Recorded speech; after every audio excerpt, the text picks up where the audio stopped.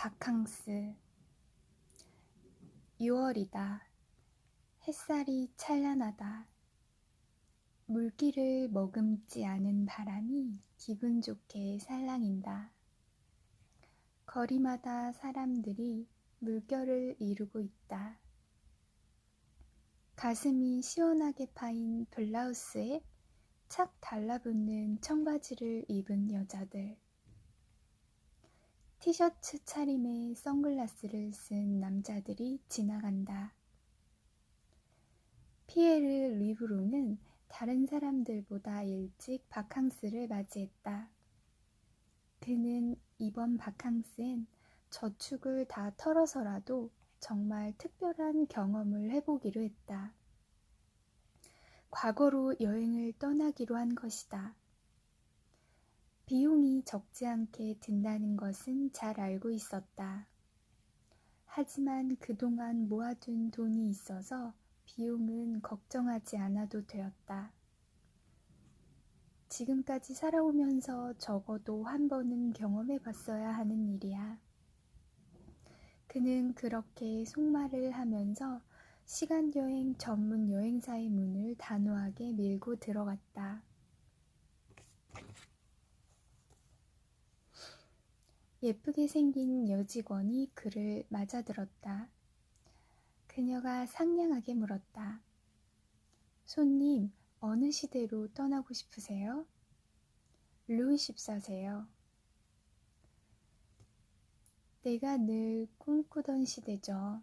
몰리에르나 라퐁텐을 읽어보면 그 시대 사람들이 우아하고 고상했다는 것을 알 수 있어요. 베르사유 궁전의 정원과 분수, 호화로운 실내 장식, 조각 등을 보고 싶어요. 여자의 호감을 얻는 기술도 배울 수 있겠죠? 당시 궁정에서는 그게 대단히 중요했으니까요. 아직 오염되지 않은 파리의 공기를 마시고 싶고 진짜 토마토 맛이 나는 토마토를 먹고 싶어요. 살충제나 살균제는 구경조차 해보지 않은 채소와 과일을 먹고 싶고 저온살균 처리를 하지 않은 우유를 맛보고 싶어요. 사람들이 저녁마다 텔레비전에 넋을 팔고 있지 않은 시대, 사람들이 서로 어울려 잔치를 벌이고 이웃 간에 대화를 하고 남에게 관심을 갖는 시대를 경험해 봤으면 좋겠어요. 사무실에 나가기 전에 각성제나 강장제 따위를 먹을 필요가 없는 남녀들과 이야기를 나누고 싶어요. 여직원이 빙긋 웃었다. 그 마음 이해하고도 남습니다. 손님 정말 훌륭한 선택이에요. 손님이 그렇게 열정적으로 나오시니까 보는 사람까지 기분이 좋네요. 그녀가 등록 서류 한 장을 꺼내어 작성하기 시작했다. 예방접종은 다 하신 거죠? 예방접종이라뇨? 내가 언제 제3세계 나라에 간다고 했나요? 물론 아니죠. 하지만 아시다시피 그 시대는 위생 상태가 나는 몰리에르가 궁정에서 공연하는 것을 보러 가려는 거예요. 1666년으로 가서 마지못해 의사가 되어를 관람하고 싶다고요. 열대 정글의 늪지대에 가서 뒹굴겠다는 게 아니란 말입니다. 무슨 말씀인지 잘 알아요. 하지만 1666년에는 여러 가지 전염병들이 프랑스에 아직 많이 돌고 있었어요. 페스트, 콜레라, 결핵뿐만 아니라 다른 전염병도 많았어요. 그 모든 질병을 예방하기 위해서 백신을 꼭 맞으셔야 해요. 그러지 않으면 손님이 큰 곤란을 겪으실 뿐만 아니라 그 질병들을 옮겨오실 염려도 있어요. 예방접종은 의무사항이에요. 이튿날 피에르 리브롬은 도장이 잔뜩 찍힌 예방접종 확인서를 들고 여행사로 다시 갔다. 주사 맞으라는 거 다 맞고 내친 김에 다른 주사까지 더 맞았어요.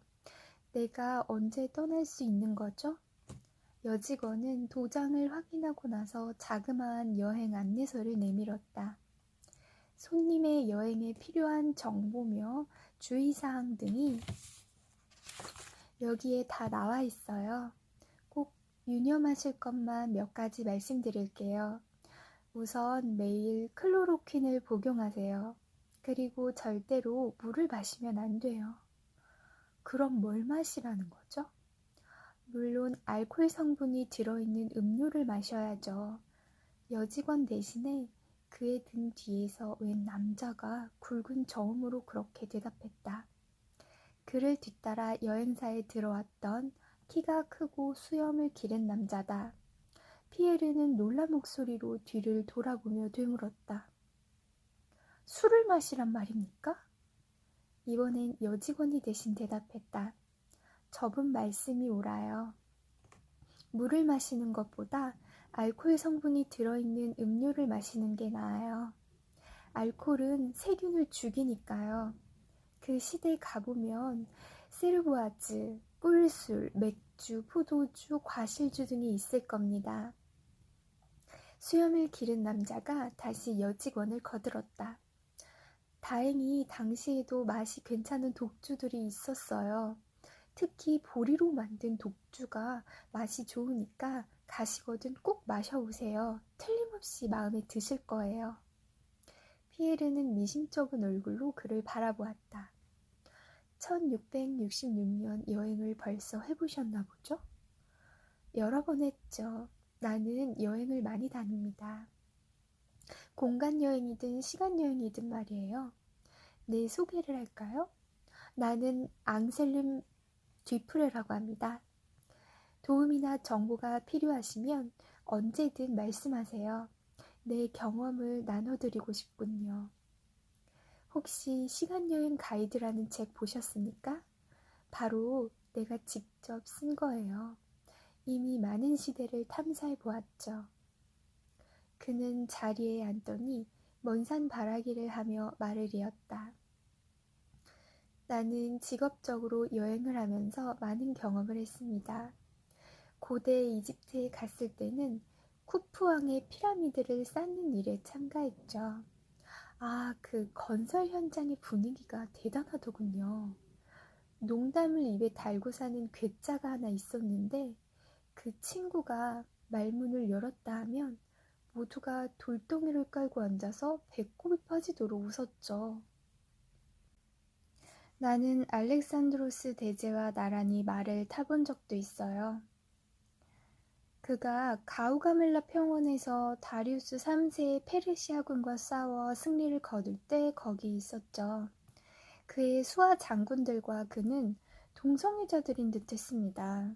그래도 그들은 용병술이 뛰어나고 용맹하기가 이를 데 없었어요. 그들이 완전 무장한 보병들을 이끌고 있을 때는 그 위용이 굉장했죠. 루이 14세 시대를 선택하셨다고요? 멋진 시대죠. 혹시 기회가 생기거든 그랑브네르 소스를 친 메세요리를 드셔보세요. 당시 전형적인 요리인데 맛이 정말 괜찮습니다.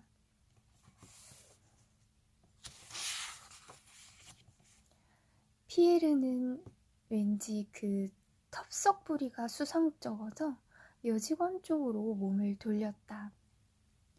내가 조심해야 할 게 또 있나요? 네, 손님은 과거의 사람들을 만나시게 될 거예요.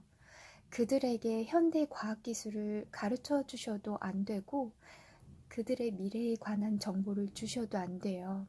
손님이 시간여행자라는 사실을 절대로 고백하지 마세요. 만일 무슨 문제가 생기면 즉시 돌아오셔야 해요. 돌아오고 싶을 땐 어떻게 하죠? 여직원은 소형 계산기처럼 생긴 물건을 하나 내밀었다. 여기 이 키를 눌러서 손님이 돌아오실 날짜를 입력하시고 확인 버튼을 누르세요.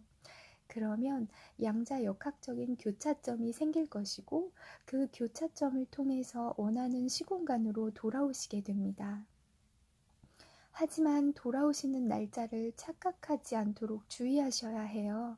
이 기계는 단 한 차례의 여행만 가능하도록 프로그래밍 되어 있어요.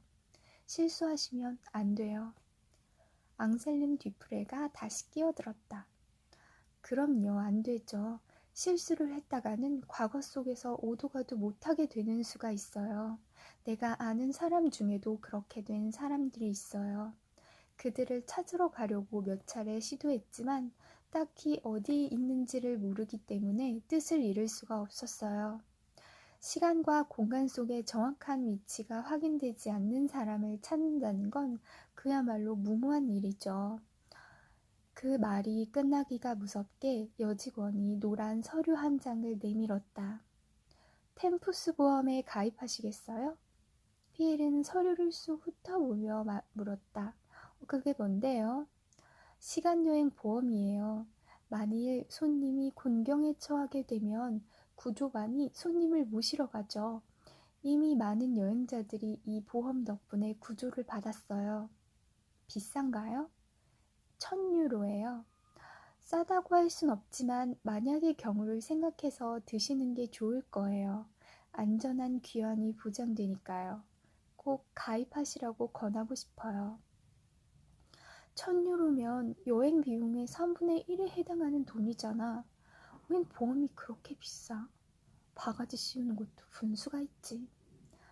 피엘 리브로는 평소에 여행을 하면서 혹시 닥칠지도 모를 위험에 대해 그렇게까지 대비를 해본 적이 없다. 여태껏 보험 안 들고도 아무 탈 없이 잘 다녔는데 시간여행이라고 해서 뭐 다를 게 있나 싶었다. 따지고 보면 이번 여행도 단순한 레저일 뿐인데 뭐. 미안하지만 가입하지 않겠어요. 가격도 만만치 않고 굳이 보험을 들어야 할 필요도 느끼지 못하겠거든요. 여직원은 싫다면 할 수 없다는 듯 눈길을 하늘 쪽으로 돌렸다. 유감스럽네요. 나중에 가서 후회하실지도 몰라요. 이미 결정난 일이니까 보험 얘기는 그만하시고 그 밖에 주의할 건 없나요? 없어요. 이제 떠나셔도 돼요. 손님이 원하시는 연도와 여행지를 입력하시고 여기를 누르세요. 그러면서 여직원은 계산기처럼 생긴 빨간 기계를 내밀었다. 피에르는 영화 의상 가게에서 산 루이 14세 시대풍의 옷을 입었다. 가져갈 짐은 딱히 어느 시대풍이라고 말하기가 어려운 가죽 가방 하나뿐이었다. 그는 시간여행을 떠날 때 앉는 의자에 편안하게 자리를 잡은 다음 연도와 목적지를 확인하고 출발 버튼을 눌렀다. 파리, 1666년. 피에르의 오감을 가장 먼저 엄습해온 것은 냄새다. 온 도시에서 찌린내가 진동한다. 즉시 귀환 버튼을 눌러 그냥 돌아가고 싶은 생각이 들 정도다. 그래도 손수건으로 코를 막고 숨을 조금씩 들이마시려고 애썼더니 그런대로 악취를 견딜만 했다. 두 번째 충격은 파리 때다. 그는 제3세계 나라에서조차 그렇게 많은 파리를 본 적이 없다. 파리 때가 그렇게 극성 부리는 것은 인분이 도처에 널려있기 때문이다. 사실 거리에 사람똥이 그토록 많이 깔려있는 것은 어느 도시에도 본 적이 없다. 그는 서둘러 가게들이 많은 번화가로 갔다. 가게들의 입구 위쪽에는 요란한 색깔의 모형들이 간판처럼 걸려있다. 신발 한 짝이 걸려있는 가게는 구둣방이고 술병이 걸려있는 곳은 주막, 암탉이 있는 곳은 통닭구이 집이다. 장사꾼들은 손님을 끌어모으기 위해 큰 소리를 질러댄다. 모두가 프랑스어를 하긴 하는데 그 프랑스어는 그가 기대하던 몰리에르의 언어와는 거리가 멀다. 오히려 어떤 지방의 사투리를 듣고 있는 느낌이다. 웬 여자가 집에서 청소를 하다가 쓰레기를 창문 밖으로 던졌다. 피에르는 가까스로 그 쓰레기를 피했다. 온 세상에 루이 14세 시대의 파리가 이렇게 더러울 줄이야. 어디 가나 찌릿내와 썩은 냄새가 진동을 하네. 그건 당연한 일이다. 하수도로 연결되는 수세장치나 상수도 시설이 있던 시절도 아니고 쓰레기 수거 시설이나 도로 청소 서비스가 있던 시절도 아니었으니 말이다. 쥐들이 도처에 내달리고 놓여 먹이는 돼지들이 먹이를 찾느라고 주둥이로 이곳저곳 뒤지고 다닌다. 쥐와 돼지는 이 시대의 청소부다. 거리는 좁고 구불구불하다. 그런 길을 건너라니 악취나는 거대한 미로 속에 갇혀있는 느낌이 든다. 피색장들의 가게에서는 독한 곰팡내까지 풍겨난다. 그러고 보면 내가 떠나온 21세기가 단점만 있는 건 아냐 하고 피에르는 생각했다. 조금 넓은 길이 나오기에 따라가보니 교수대가 설치된 광장이 나온다. 말로만 듣던 몽포콩 사형장이다. 파리에 와서 처음으로 유명한 장소를 구경하게 되는 셈이다. 교수형을 당한 사람들의 시체들이 까마귀들이 새카맣게 덮고 있다. 피에르는 미니 디지털 카메라로 사진을 몇 장 찍었다. 나중에 그의 친구들을 깜짝 놀라게 해줄 사진들이다. 그는 도심으로 통할 것 같은 길을 따라 계속 걸어가다가 성당 기사단 수도원 앞에 노천 시장과 쿠르 데 미라클 같은 역사적 명소도 발견했다. 그는 루이 14세 시대의 이미지와 소리를 마음껏 즐겼다. 거리에 고약한 냄새가 진동하는 것만 빼면 유쾌한 관광을 하고 있다는 느낌이 들 정도였다. 그는 세르부아즈라는 맥주를 마셔보기 위해 어떤 선술집에 들렀다. 술은 쌉쌀하고 미지근했다. 냉장고가 아직 존재하지 않는 게 아쉬웠다. 이제 밤에 묵을 곳을 찾아야 했다. 그는 여관을 찾아서 거리를 다시 돌아다니기 시작했다. 이리저리 한참을 헤매다 보니 어떤 골목길에 들어와 있다. 안으로 들어갈수록 파리떼가 점점 극성을 부린다. 파리떼를 끌어들이는 건 비단 사람의 똥과 쓰레기만이 아니다. 동물의 사체들까지 크게 한몫하고 있었다. 건물의 벽에 백정들의 거리라는 말이 새겨져 있다. 바로 그 아래 사람 하나가 쓰러져 있다. 입 아귀가 양쪽 귀에 닿도록 입을 해 벌리고 있는데 아무래도 생명이 끊어진 사람 같다. 그는 행인들을 보며 소리쳤다. 기마 경찰대를 부르세요. 한 남자가 뭐라고 대꾸를 하는데 무슨 말인지 도통 알아들을 수가 없다. 옛날 민중들이 쓰던 프랑스어인 모양이다. 그 시대의 언어를 알아듣기 어려우리라 예상하고 통역기를 준비해 온 게 다행이었다.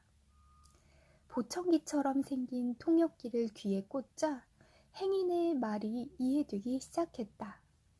왜 그래요? 무슨 사단이 났소?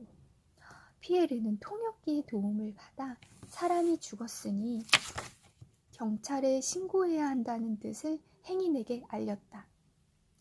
그러자 상대는 징이 박힌 몽둥이를 꺼내들더니 그를 똑바로 겨누고 그대로 일격을 가하였다. 피에르는 상대가 가죽 가방을 가로채 달아나는 것을 겨우 보았을 뿐 소리 한번 질러보지 못하고 즉시 기절해버렸다. 다시 깨어나 보니 웬 젊은 여자가 그에게 지혈대를 대어주고 있었다. 피를 멎게 하려나 보나 했더니 그 여자가 느닷없이 날카로운 칼로 그의 살을 찔렀다. 그로서는 미처 어떤 반응을 보일 새도 없었다. 아니 지금 뭐 하는 거예요? 그가 소리를 치자 여자는 어깨를 한번 으쓱 축혀 올렸다. 보면 몰라요? 죽은 피를 빼내고 있잖아요. 길바닥에 쓰러져 있는 사람을 집에까지 겨우 끌고 왔더니 인사가 겨우 그거예요? 그녀가 깔깔거리며 웃었다. 그러더니 젖은 수건을 집어들고 그의 이마를 닦아주었다. 가만히 누워 계세요. 아직 열이 조금 있어요. 보아하니 싸움도 못하게 생겼는데 왜 거리에서 싸우고 그래요? 그는 머리를 만져보다가 자기가 백정들의 거리에서 몽둥이에 맞았다는 사실을 기억해냈다. 가방을 도둑 맞았다는 데에도 생각이 미쳤다. 가방 안에는 그가 현재로 돌아가야 할 때 사용해야 할 기계가 들어있었다. 갑자기 맥이 탁 풀렸다. 이제 꼼짝없이 과거 속에 갇히는 신세가 되었구나 싶다. 그는 여자가 자기를 도와줄 수 있을지도 모른다고 생각하면서 그녀를 찬찬히 살펴보았다. 참하게 생긴 여자다. 매력도 없지 않았다. 하지만 그는 몹시 거북한 기분을 느끼고 있었다. 그녀가 풍기는 들짐승 냄새 때문이다. 생전 목욕이라곤 해본 적이 없는 여자 같다. 뭔가 불편한 게 있나 보죠? 그녀가 말을 할 때는 사정이 훨씬 더 고약하다. 그녀의 입에서는 썩은 냄새가 나고 이빨은 보고 있기가 민망할 정도로 거무스름하다. 치약도 없고 치과의사도 없으니 그럴 만도 하다. 그녀는 아마 평생 양치질을 해본 적이 없을 것이다. 그저 이가 썩으면 뽑아내기나 했겠지. 혹시 아스피린 가진 거 있어요? 뭐가 있냐고요? 아, 죄송합니다. 내 말은 버드나무 껍질을 다려 만든 탕약이 있냐는 거예요. 그녀는 눈살을 찌푸렸다. 약용식물에 대해서 잘 아나 보죠? 그녀의 얼굴에 수상쩍어하는 기색이 어렸다. 마치 그를 괜히 도와주었다고 후회하는 듯한 표정이다. 아저씨, 혹시 마법사 아니에요? 천만에요. 무슨 말씀을. 어쨌든 아저씨는 이상한 사람이에요. 그녀는 여전히 눈살을 찌푸리고 있었다. 나는 피에르라고 합니다. 아가씨는요? 페트로닐이에요. 구두장이의 딸이죠. 구해줘서 고마워요, 아가씨. 아, 이제야 고마운 마음이 좀 드나 보네요. 아저씨, 여기 사람 아니죠? 모든 것을 낯설어하고 놀라워한다는 게 얼굴에 써 있어요. 내 눈에는 아저씨가 얼마나 이상해 보이는지 알아요? 그건 그렇고 계란죽을 좀 끓였으니까 드세요. 그녀가 빵 조각과 무 조각이 떠있는 희멀겋고 노릇게 한 죽을 내밀었다. 별로 먹음직스러워 보이지 않는 음식이었다. 피에르는 기름기 많은 그 텁텁한 액체를 삼켰다. 차나 커피를 마시고 싶은 생각이 굴뚝 같았다. 하지만 이제는 자기가 어디에 와 있는지를 충분히 의식하고 있었으므로 그런 생각을 입 밖에 내지 않았다. 왜 그래요? 아까부터 뭔가 자꾸 신경 쓰고 있는 것 같은데. 사실은 내가 목욕을 자주 하는 사람들이 사는 지방에서 왔거든요. 목욕이요? 증기탕에 가고 싶으세요? 그런 곳에 가면 안 돼요. 이제 거기는 몸을 깨끗이 하러 가는 장소가 아니라 방탕한 짓을 하는 장소가 되어버렸어요. 게다가 많이 배운 사람들이 그러는데 뜨거운 물은 살갗을 손상시킨대요. 그뿐만이 아니에요. 그런데 가면 패스트를 옮아올지도 모른대요. 벌거벗은 사람들이 함께 어울리는 그런 장소가 교회의 심기를 불편하게 만든 건 아닐까 하고 생각했다. 페트로닐의 말이 그의 생각을 뒷받침해 주었다. 신부님이 우리 보고 증기탕에 가지 말라고 하셨어요. 선량한 기독교인이 지옥의 분위기와 비슷한 그런 뜨겁고 습한 곳에 가는 건 옳지 않다고 하셨죠. 피에르는 엉뚱하게도 17세기의 위생에 관한 논문을 써보면 재밌겠다는 생각을 했다. 이제 얘기 그만하고 쉬세요. 후다닥거리는 발걸음 소리에 놀라 잠에서 깨어났더니 포졸들이 그를 에워싸고 있었다. 그들은 그를 체포하면서 페트로닐이 그를 마법사로 고발했다고 말했다. 그는 곧 중앙 감옥으로 끌려갔다. 그가 갇힌 깜방에는 두 남자가 그보다 먼저 들어와 있었다. 당신은 무슨 죄목으로 여기에 왔소? 마법을 부렸다는 죄요. 그럼 당신은요? 나도 마찬가지죠. 우리 모두가 마술을 부렸다는 죄로 여기 왔군요. 피에르는 두 감방 동료의 용모와 복색을 살폈다. 한 사람의 조끼 호주머니 밖으로 삐죽 나온 물건이 그의 눈길을 끌었다. 아니, 당신 카메라를 갖고 있지 않소? 사진을 알아요? 그럼요. 나는 21세기에서 왔는걸요. 당신은요? 나도 그래요. 피에르는 마음이 놓였다. 여기로 바캉스를 왔다가 운수사납게도 길에서 강도를 만났어요. 그 뒤에 벌어질 일들은 나도 잘 이해를 못하겠는데 어쨌든 여기 사람들이 나를 이 감방에 쳐넣었어요. 그러고 보니 우리 세 사람 모두 시간여행자로군요. 나머지 한 사람이 말했다. 어딘가에서 귀청을 찢는 듯한 비명이 들려왔다. 세 사람은 두려움에 몸을 떨었다. 카메라 주인이 한숨을 내쉬며 말했다. 무서워요. 이들이 우리를 어떻게 할까요? 악마와 계약을 맺었다는 것을 자백하라고 우리를 고문할지도 몰라요. 그런 다음 몽포콩 교수대로 끌고 가서 우리 목에 밧줄을 거는 게 아닐까요? 피에르는 자기도 머지않아 땅속에 만드라고라를 자라게 하는 존재가 되지 않을까 하고 생각했다. 머리가 온통 까마귀들로 뒤덮인 채 시퍼런 혀를 빼어 물고 있던 사형당의 시체들 모습이 그의 뇌리에 떠나지 않았다. 베르사유 궁전과 몰리에르의 연극을 보자고 왔는데 그의 처지는 이제 그런 것들과 너무나 동떨어져 있었다. 현재로 다시 돌아갈 수 있게 해주는 기계를 잃어버리지만 않았어도 좋으련만.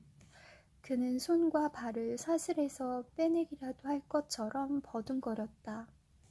그 바람에 손목이 녹슨 쇠붙이 긁혔다. 또 한 사람의 시간여행자는 뜻밖에도 아주 평온한 표정을 짓고 있었다. 그 모습을 보고 피에르가 물었다. 당신은 별로 걱정이 안 되나 보죠? 나는 보험에 가입했어요. 템푸스 보험 말이에요. 3시간이 지나도록 내가 정해진 신호를 보내지 않으면 그들이 자동적으로 나를 다시 데려가게 되어 있죠. 그러고 보니 3시간이 거의 다 되어 가네요. 아닌 게 아니라 말이 끝나기가 무섭게 그 남자가 갑자기 사라졌다. 그가 있던 자리에는 쇠사슬과 약간의 푸르스름한 연기만 남아있었다. 간수들이 이제 우리를 더욱더 의심하게 생겼네요.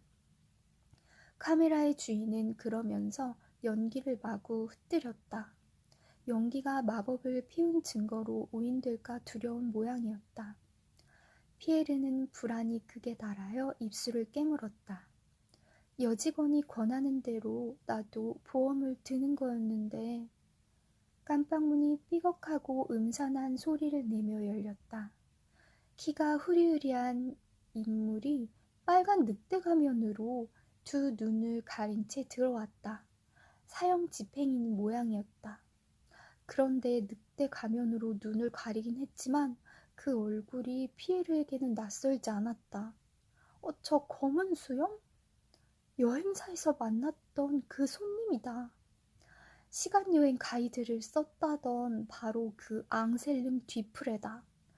이자가 웬일로 여기 왔지? 피에르는 그가 자기를 구하러 온 게 아닐까 하고 생각했다. 하지만 그건 한순간의 기대일 뿐이었다. 무기를 든 군사들이 벌써 그를 교수대 쪽으로 떼밀고 있었다. 앙셀름 뒤프레는 교수형을 집행할 준비를 하면서 피에르의 귀에 대고 속삭였다. 그래, 내 말을 안 듣더니 지금 소감이 어떻소? 내가 쓴 시간여행 가이드는 거저 나온 게 아니오. 나는 독자들에게 더 정확한 정보를 제공하기 위해서라면 모든 시대를 두루 다니면서 각 시대의 모든 직업을 경험해 볼 준비가 되어 있는 사람이오. 또 나는 책만 쓰는 게 아니라 템푸스 보험의 영업부서도 맡고 있어. 뒤프레가 그의 목에 밧줄을 걸고 조이기 시작했다. 피에르 리브롱의 목숨은 이제 그가 딛고 서 있는 작은 의자에 달려 있었다. 그의 다리가 후들거렸다. 그는 눈을 감고 자기 인생이 가장 행복했던 순간들을 떠올렸다. 앙셀림 뒤프레는 봉헌물을 올리는 사제처럼 엄숙한 동작으로 피에르 리브롱이 묶여있는 손에 2000이라는 수가 나타나 있는 빨간 기계를 내려놓는다. 피에르는 버튼을 누르면서 맹세했다. 템푸스 보험이든 뭐든 시간여행 보험에 드는 일을 절대로 없을 거라고. 다시는 시간여행을 하지 않겠다고. 내년에는 남프랑스 지중해 해안에 있는 회원지 호텔에 예약을 해서 다른 사람들처럼 7월에 떠나겠다고. 무리를 벗어나 길 잃은 양이 되는 것은 딱 한 번으로 좋겠다.